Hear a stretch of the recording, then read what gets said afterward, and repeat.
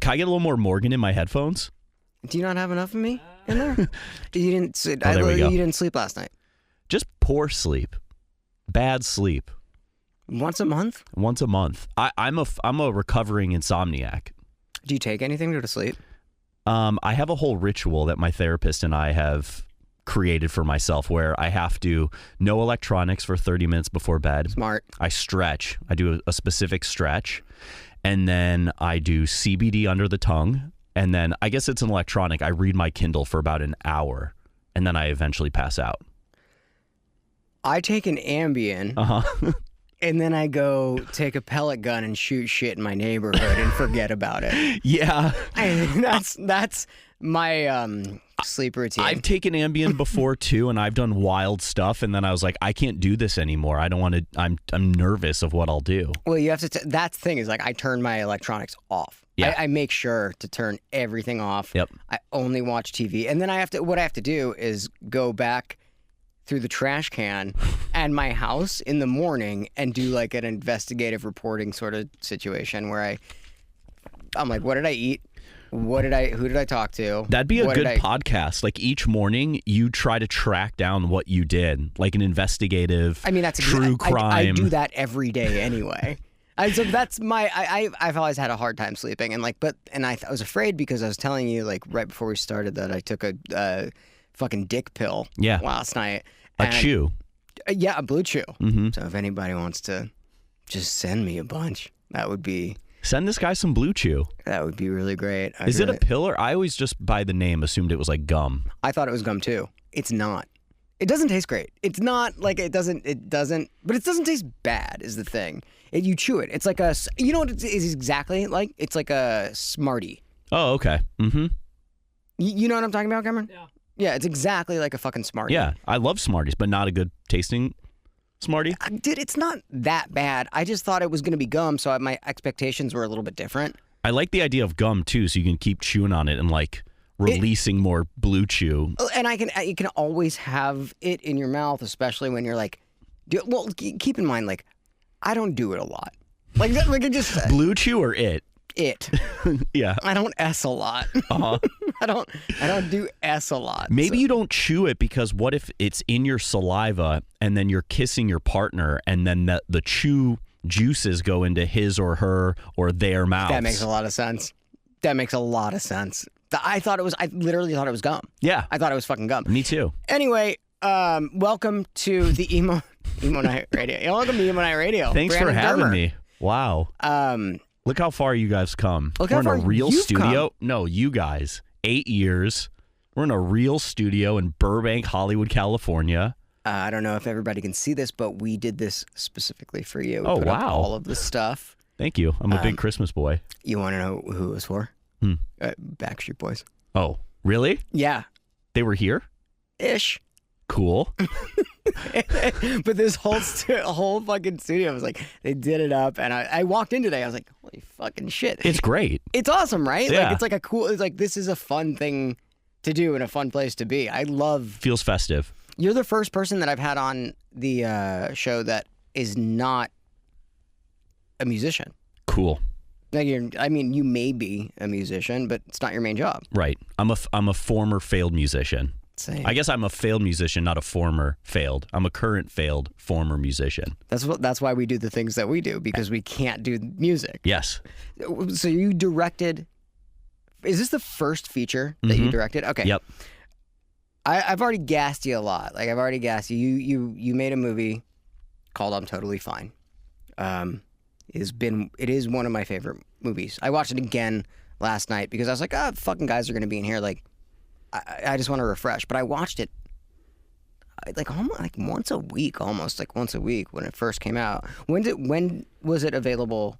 It came out in theaters and streaming on November 4th. We did our theater run. Now we're on Amazon, Apple, Vudu, all the places you get your flicks. You did it during the pandemic. December 2020. The wildest time to do anything. Yeah, pre-vaccine, working with the guilds to figure out how to get it done. It was wacky. I think it kind of shows, like I was telling you this a little, like before, we've talked about this before, but I think it shows like in in the movie that like the characters, there was like this very like uncertainty, and there was like a really, I don't know, man. It's a great fucking movie. It is, and the more you know about it, like the more you know the backstory behind it, the better it gets, right? I don't want to give a lot away. I don't. Like, I just don't want to be like, this is what it is. But it is a fucking, what would you describe it as? Because I describe it as like a female buddy comedy. Mm-hmm. Like a female alien buddy comedy. Is that what you would like? How would, okay. A sci-fi dramedy, a tale of a woman in mourning going through the process of grief in the most alien of ways. Yeah. Is that a genre? Maybe we created it. Dude, it is fucking... Did you watch it, Cameron, or no? Did you actually? Yeah. Are you lying? No, it was great. It's a great movie. Thank you. Right? So fucking... How did it come to be? Well, the word uncertainty that you said, that is like the whole thing. It was birthed out of uncertainty. In the beginning of 2020, at the beginning of the pandemic, everyone dealt with this crazy uncertainty, right? Nobody could predict anything. And for someone like me who struggles with a lot of anxiety, it was really, really tough, the uncertainty and the unknown. And I was trying to control the outcome of the world, which obviously we couldn't. And through therapy and long walks and emo music, I finally realized that the moment I can accept that I have no control over the situation, I could be happy and present and react to the situation that we're dealing with rather than being reactive and trying to control it. And I wanted to explore that exact feeling. And I thought, what better way than this truly out of this world concept of someone losing their best friend and then that person returning as an alien. I always think about it like this. Have you seen those posters for, what's it called? Like Silent Night? Something? Like with the fucking Santa? Oh, like yeah. Like, I always think about this. Which, by the way, that was my idea like 5 years ago. Murder Santa? Uh-huh. I told TJ on like some podcast. Whatever. But Find the tape. This is the kind of thing when in Hollywood I always think of somebody like with a cigar in their mouth going like, comes back as an alien, huh? Like, dead best friend comes back as an alien, let's do it. Like, how did you fucking get this fucking movie made? So the idea came from that, and then a lot of things in my actual life. A buddy of mine who owns a pickle company had a very drastic thing happen in his life. The same time he sold his pickle company, that inspired it. The pandemic, all these things were like flying at me, and I had the concept. And then I approached my friend and writer Alicia Keytree. I met her at film school, waiting tables in Chicago. She writes on American Dad. She's hilarious, but she also has a really great understanding of the human condition and observing it in really satirical, absurd ways. So I approached her. I pitched her this concept. She was into it. We started working on it, and then my friend Kyle Newacek, who, creator Workaholics, directs What We Do in the Shadows, directed Murder Mystery, Game Over Man. I happened to see on Instagram that he directed a commercial over Zoom, and I was about to direct my first commercial in the pandemic with Jason Derulo and Samsung.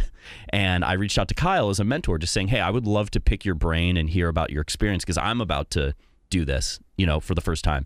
And we got on Zoom and he told me about the commercial and gave me some advice. And he asked me what I was working on. I was telling him about, I had a movie going into 2020, like a big action comedy that I sold. I thought was going to be my first film, and the pandemic killed that. I had a documentary I thought I was going to do. The pandemic killed that. I had a couple shows in development. Same. Yeah, right? Same so shit. it was all that uncertainty. And I said, I'm trying to make this movie because I want to make... I want to actually make a movie. I don't want to get stuck in development. And I reverse engineered something that's very true to me, but it's also very contained and producible. And he said, what is it? And I pitched him the idea of loss of control and uncertainty through this very alien sort of exploration. And he said, I want to make that movie. And that was July 2020. And it finally came out. Yeah, and we shot, so, July to December. We didn't even have a script at that point. That was crazy fast. Was that just, were you just like, this is the idea? This is the thing? Yeah, and he was like, I want to do that. And I was like, what? He's like, no, I seriously want to do that. Well, I mean, I was watching it last night. I was like watching it. I mean, on Blue Chew last night with this. The preferred way to watch the film. And I was like, you want to know what? I have to. I gotta watch this again by myself. Can you? You gotta. So I sat there with like a half boner for the most of the half of the movie. Yeah. Watching it again, but also I was like, this is like every fucking line. There's a lot of lines in the movie that really hit, and it also, by the way, this made TJ take a fucking like if you have a best friend, like a best friend, right? Like you have a best friend, this is the movie to watch with. Yes. This made TJ take a fucking like a life insurance policy out on me or something. Like he like made him, I remember he said that. Yeah.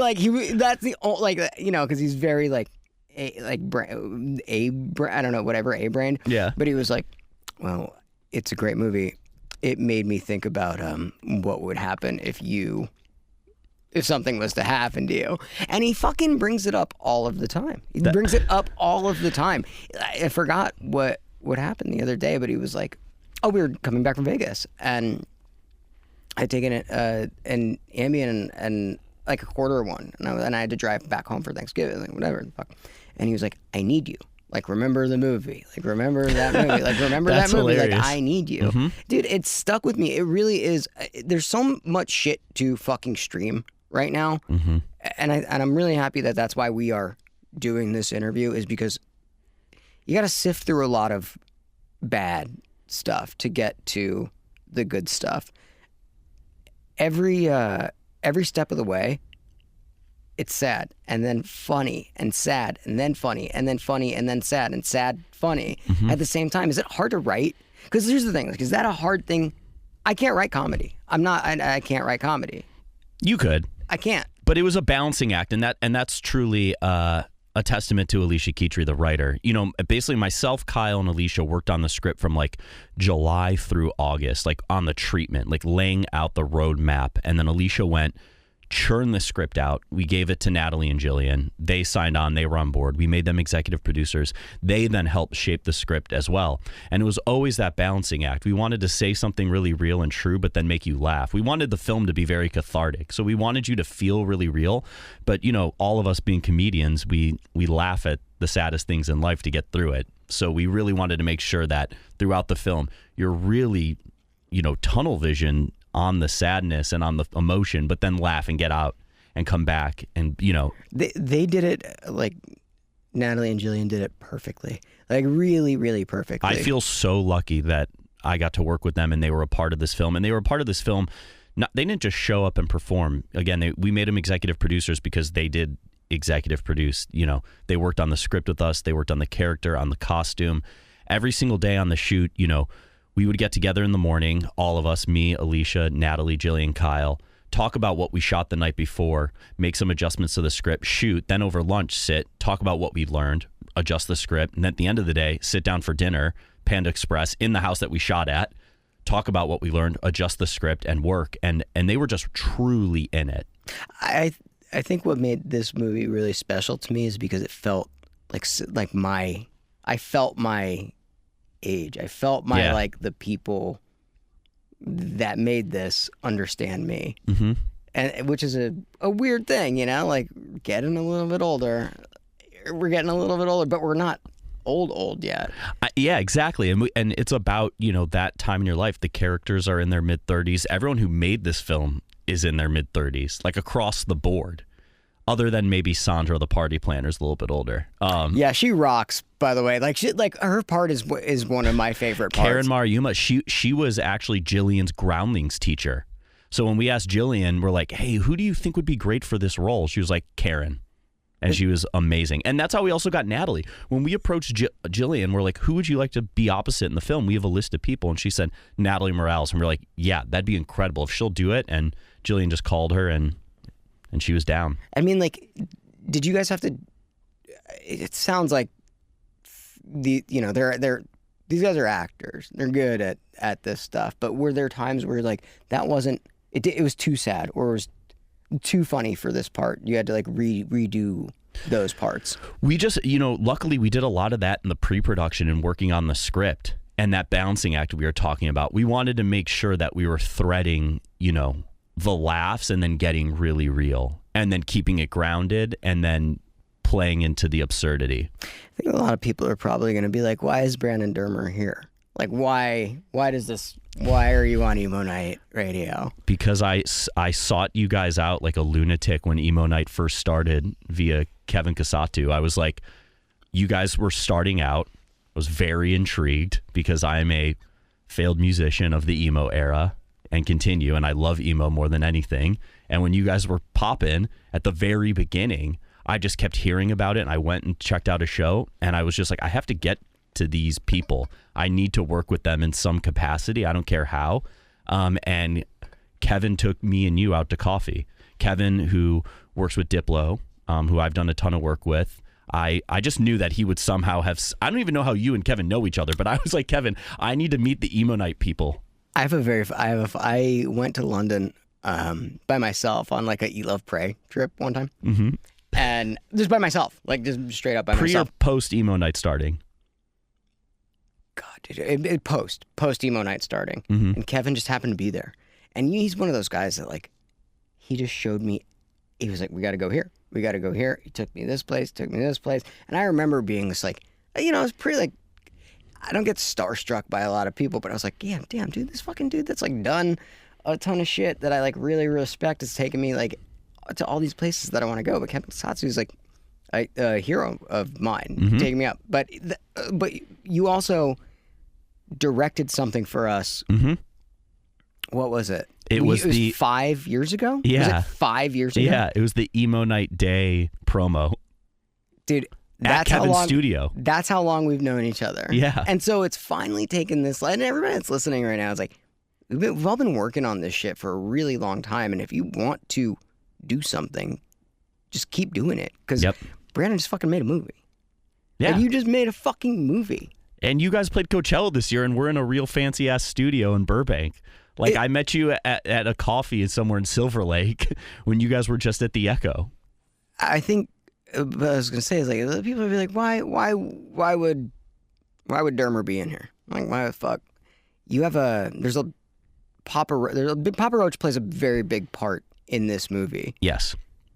And, well, fuck, were you telling me that actually happened to you? Yeah. And I have a photo of the night that inspired that. In the 8th grade, 2 of my best friends and I went to see Papa Roach and Taproot at the Metro in Chicago, and we got to meet the band afterwards. And I have this awesome photo of myself, 2 of my best friends, and Jacoby outside of the Metro. And the next day we went to school, and we told our other buddy who wasn't allowed to go that we went to the show, and we met him, and he was so bummed that he couldn't be a part of that and share that with us.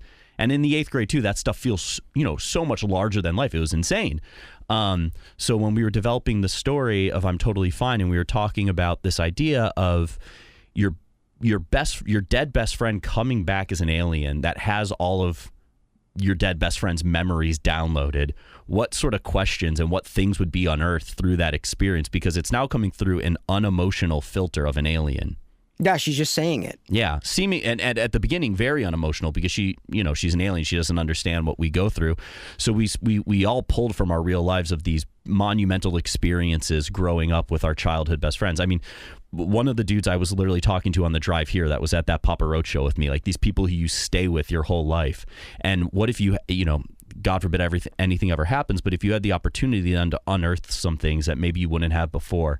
And that Papa Roach night was a big night for me in 1999, I think it was, or 98. But I mean, like, did you recreate that scene to the best of your ability, like, that you can remember in this movie? Because it's a fucking big scene. Oh, yeah. It's a really, really big scene. And we're going to, a couple days ago, the fucking soundtrack for the movie came out. Yes. Yeah, and we had that awesome cover by Emma Zander. Huge cover, dude. Mm-hmm. Like, really, really hits. Like, really, really hits. It makes you watch the fucking credits. Yes. Which is, I don't fucking watch credits. It made me realize that, like, every single one of Kyle's family members was involved in this movie. Yes. Yeah. Well, that was the other thing, too. Kyle, to go back to making the movie, when I pitched Kyle, he's like, I want to make something small and intimate and with my family and make it this, like, real family experience, even to to the way that we made the film, we only made the film with like 22 people on set in 10 days, which is bananas because, prior to that, Kyle was coming off of What We Do in the Shadows. The movie he made right before that was Murder Mystery with Adam Sandler and Jennifer Aniston for a lot more than what our movie cost. So I think he wanted to like go back to basics and make something really small and have it be this like family affair. And yeah, he brought in the parents and everyone. Dude, it really is a beautiful, beautiful movie. You guys, he was not supposed to be in it. He was only supposed to be the guy at the beginning, and then we had another actor for the townie. Are you allowed to say who it was? Who it is? Are we allowed to say? Bobby Lee. Bobby. Yeah, okay, it was only because COVID was so December 2020, we are testing every day. It was a lot and very scary, and like to even the anxiety leading up to like I cannot get COVID. Nobody can get COVID before we get there. And then on day like 5 or 6 of shooting, we all started getting those alerts on our phone of like COVID spiking, and we're so scared to break this bubble. Even though Bobby would have to test in LA and then test upon arrival, we just all felt very uncomfortable. And I called Bobby and he's like, oh, thank God, I'm too scared too, man. He was like, thank you. So Kyle, and again, Kyle knew the script front to back because he worked on it so deeply with us that he just came in and gave such an incredible performance. And him and Jillian have such a long history. Watching the two of them together in that scene was so much fun. I mean, watching them together in all of the scenes is so fucking fun. It's like, it's fun if you know.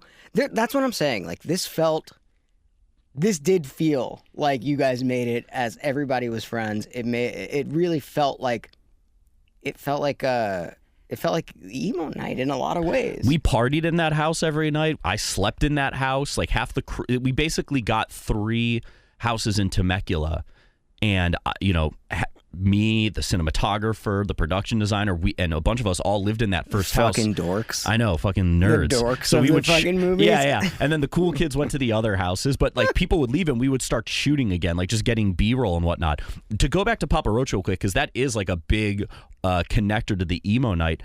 Ian Dietrich, their manager, and then the band, they saw the vision. Like, I came out of the woodwork to that. Like, I've known Ian for years, good friend. Yeah, I mean, how do you ask? Because that's a big thing to ask. Like, ask for that song. Yes, you gotta get a fuck. I don't know if anybody that's listening. Like, in order to get licensing for a song to put in anything, it costs a fuckload of money. Yes, and I wrote a letter to. Well, first I called Ian just to gauge if this would be something the guys would be interested in. And he said, they're really great, grounded, cool guys. Like, sort of plead your case, write a letter. So I wrote a very personal letter walking through my night, in 1998, 99, going to the Metro and seeing Papa Roach and talking about what that band meant to me then and what they mean to me now. I included that photo of me as a kid. Jillian included a photo of herself in a bathing suit that said, cut my... Oh man, what was it? She had a hilarious Last Resort bathing suit, and then I filmed myself performing Last Resort on guitar, and I sent it all off to them, and they were down. I think it was because it was so brutally honest. There was no like, hey, we're making a big movie, it's gonna be great exposure, this, that, and the other. It's like, no, this is a very personal story, and we're gonna treat this song hyper sincerely. Like, it is a plot point throughout the whole film. And hopefully one of the biggest moments in the film. I think it is. I think that when it first comes up, and they're talking about it, and she's like, I fucking talk to your sister. And then, who's the DJ? His name's Harvey Guillen. He plays Guillermo on What We Do in the Shadows. Dude, he's fucking insane. Dude, he showed up with that jacket. So we sent him inspiration. We sent photos of like Zed and whatnot. We're like, here's some sort of vibes of a DJ. And he showed up and he's like, I actually own this jacket. And we're like, what? Yeah, you're wearing that. That's incredible. Dude, I think that fucking one of the greatest things about this film is there's so much like that I was saying is like mid-30s, like you rip on bass players. You rip, like if you've ever been in a band, you rip on a fucking bass player. You rip on DJ. Like you rip on like all of the stuff that we all rip on, but also do. Yes. Oh, yeah. And listen to, but also you fucking kept it like really sentimental. I was really, really, really impressed with this movie. And I told so many fucking people about it. I wanted to see it in the theaters. I think I was out of town or I was trying to like fucking grab it. Like, did you go see it? Oh, yeah. So we did like 2 premieres here in LA. Yeah. And then, the writer of the film, again, who's been one of my best friends for like almost 20 years now, she got married on the day the movie came out. So we did the premiere in LA. The next morning I woke up at 7 a.m. and flew to New Orleans for her wedding, because that's where she's from. And then that was on a Friday, and Saturday we saw the movie in New Orleans in a theater that it was playing in, which was so cool because all of her family and friends came out. And then after that, I flew to Chicago to see it with my family. Are you, you've made a lot of stuff over the years. You started, what did you fucking make music videos, a lot of music videos for Every Time I Die. Yes. A lot of Every Time I Die. Who else? A lot of music videos for Diplo, Panic at the Disco, Dylan Francis. Who else have I done music videos for? Man, I've done Noah Cyrus, the Jonas Brothers, Necrogoblicon. Yeah, we gotta shout that out. Gotta shout out Necrogoblicon. Goblin mode became a word in the Oxford Dictionary today. Because of? I think I think just the zeitgeist of it all, and I think John probably helped shepherd it in there a little bit. Dude, is this out of all the things that you've done, like, it's probably the most new thing that you're doing. You're probably talking to a bunch of people about it, but like, feels different than a lot of the things that you have directed before. Oh, absolutely. Like, how proud? This is the most. Yeah, I'm so proud. I've made television shows that I've co-created. I've directed shows for other people, that I had nothing to do with the writing. And I look at this movie as just like a culmination of everything I've done. I've always tried to be like sweet and salty at the same time, like Necrogoblicon, even though, that first music video, No One Survives, it is a brutal death metal song. It certainly is. But there is a real heartfelt story underneath the crazy goblin and the blood and the guts and all of that. And I've always wanted to be able to tell stories by blending genre and, taking absurd things and treating them with the utmost sincerity and being able to laugh at them, but also really think about them. And this movie is like a culmination of all those experiences, all those music videos, all those sketches. I started out doing, musical comedy with John LaJoie back in like 2009. And like all of this work, I feel like I took bits and pieces of what I've learned and applied to this. And then I was so lucky to have, I feel like I made this movie with cheat codes. I had Kyle there as a mentor. Then I had Natalie, who just came off of directing her second feature. And then Jillian, who's an incredible writer and director in her own right. I looked everybody up after I saw it, and I'm seeing that they're all doing that. Like, cheat codes is a great way to do it, because as I've done some directing stuff, but I'm just like, what do we do here? Like, at some point you're just like, what's the? Well, best idea wins. I really wanted to create an environment where everyone can throw out ideas. I had the vision. I knew what I wanted to tell, exactly what I wanted to tell, but being open to hearing ideas and bringing in new things and then putting it through that vision and that filter. I was just so lucky. I was surrounded by such creative people. And then, the crew that I worked with, you've worked with some of them too, like Wojtek Kilar, the cinematographer. Yeah. Like, he and I have worked together on projects big and small. We've made TV shows together. We've made big music videos. We've made small music videos. So we just had a shorthand, and it was the same thing too, where he would bring ideas, I would bring ideas, and it's a fucking family. Like, anybody that's listening to this that doesn't, work in production, like, it is a family. Like, you form a really, really strong bond with these people, that because you're staying with them all day, every day. You get mad, you fight, you fucking have to eat, you have to like shit. There's all this fucking stuff with these people, and you're trying to come out with a creative common goal, and I feel like you did it. Like, well, I really feel like you did it, man. Thank you. I'm really urging everybody to go watch I'm Totally Fine.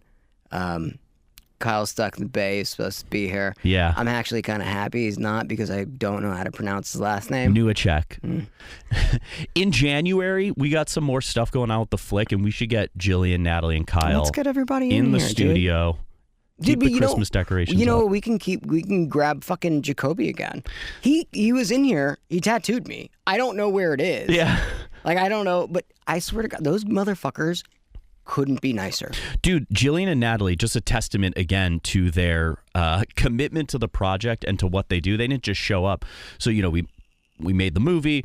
They've been very instrumental in the editing process, the coloring process, everything they've had a hand in. And then same thing when it comes to marketing and PR. And Papa Roach played a show a few months ago with, who are they on tour with? Falling in Reverse and Hollywood Undead. And Falling in Reverse story. Okay. And then I said to Natalie and Jillian, I said, hey, Papa Roach is playing about an hour and a half outside of LA. Should we go out and film a bunch of content?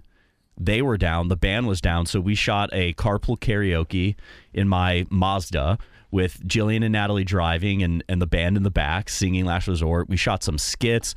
We watched the whole show. It was so much fun. And it was so fun watching Natalie and Jillian just hang out with Jacoby, Tony, and all the guys and really just like get along and have a good time. They were so down. Again, it was just like, for me, it's like all these people taking this idea of this experience I had in the 8th grade and then embracing it and watching them come together and become friends around it outside of the movie was so cool. I mean, it's fucking beautiful. It's a beautiful thing. I haven't watched a movie that beautiful in a long time. Oh, thanks, man. And funny. Like, it's a fucking funny movie. Thank you. That was like my main question. It was like, how do you do those two things? Like, that was it. You answered it. But I mean, like, that was my main thing. I don't know how you can actually, like, you know, it's like a romantic comedy is like the one thing. It's not a romantic comedy, but that was the one genre of movie that I was like, I could never write one of these things. I could never actually like fucking sit down and actually write one. And you nailed it.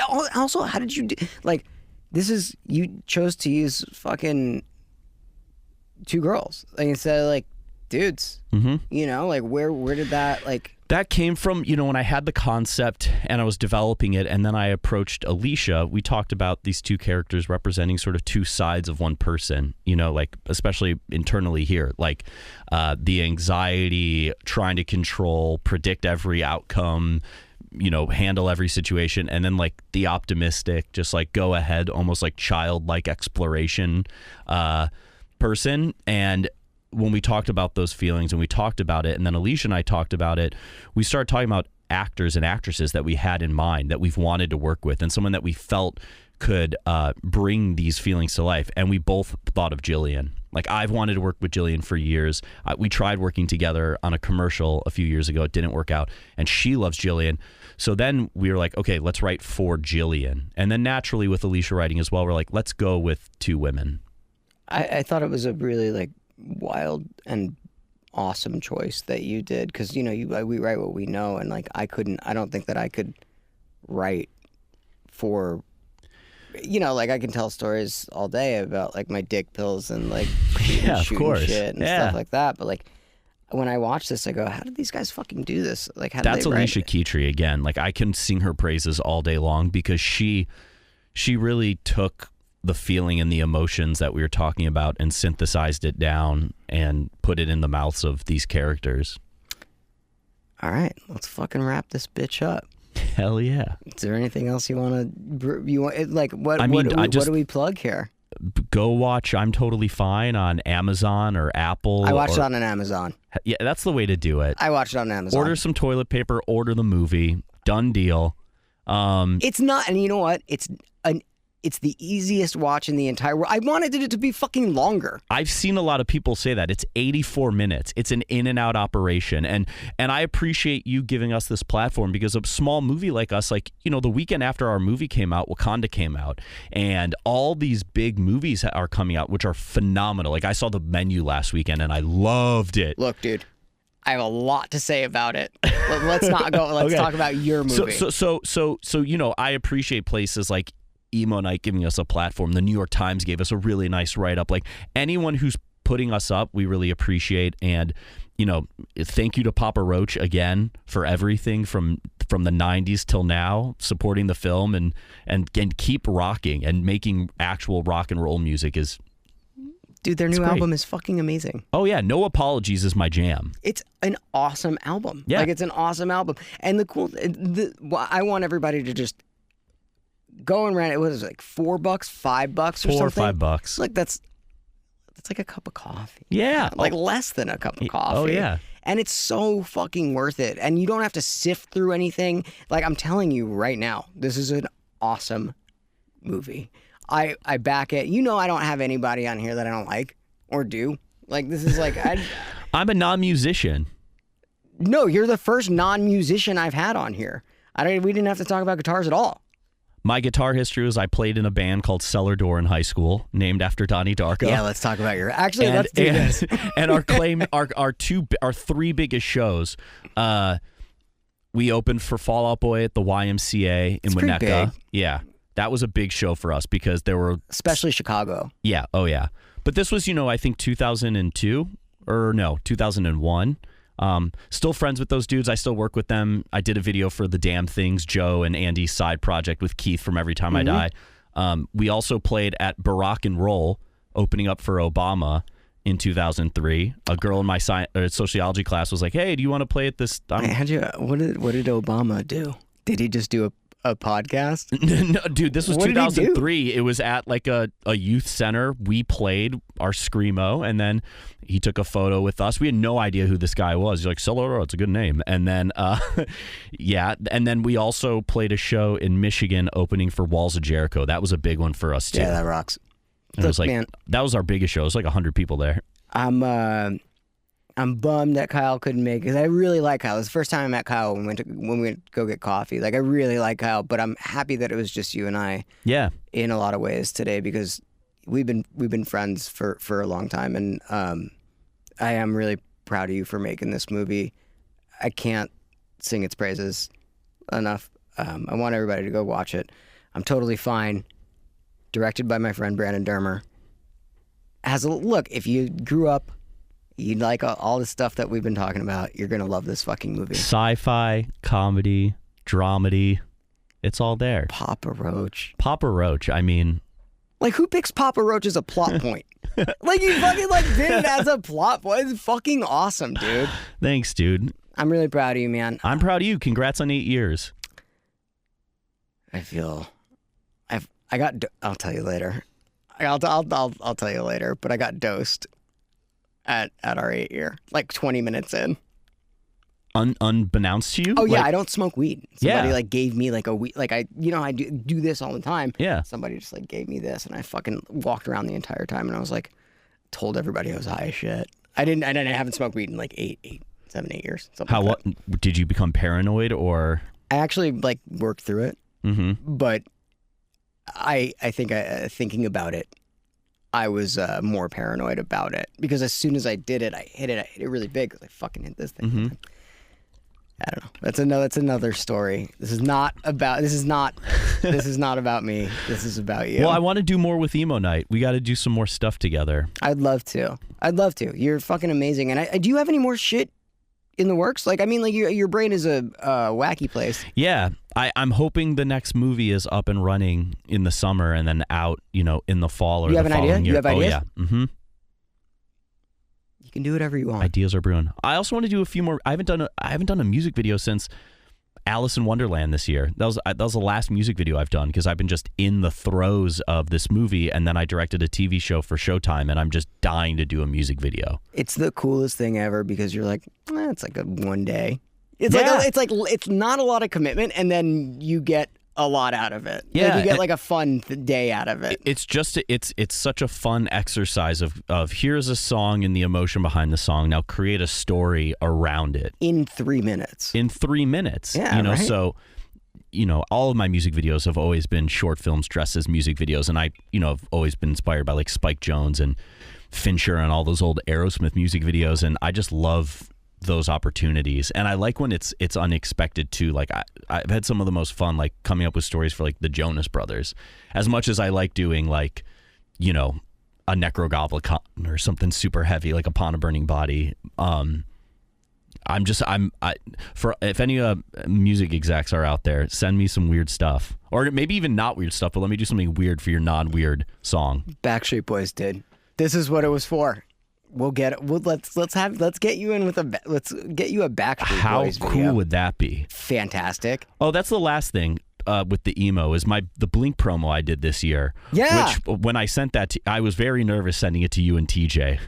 Dude, What an announcement. His kid, like, fucking... Dude, Landon tattooed me also. Really? Yeah. I saw he was at the 8-year. Yeah. Dude, they're fucking sweet. Everybody's such a sweet bird. We have a really special thing. Like, I think everybody that comes into this studio, at least with me, has like a very special thing and understands that thing. And that's, you know, whether it is now fucking movies and actors or musicians or bands. Like, I think we have this thing that we kind of care about each other. I'm excited to see who the next non-musician is that sits on this couch. Hopefully it's the cast of my movie. Let's do it. I would like it to be that, but maybe I'll try for some. What if I got like a fucking huge, like A-list? Yeah, why not? I don't know. The inventor of Blue Chew.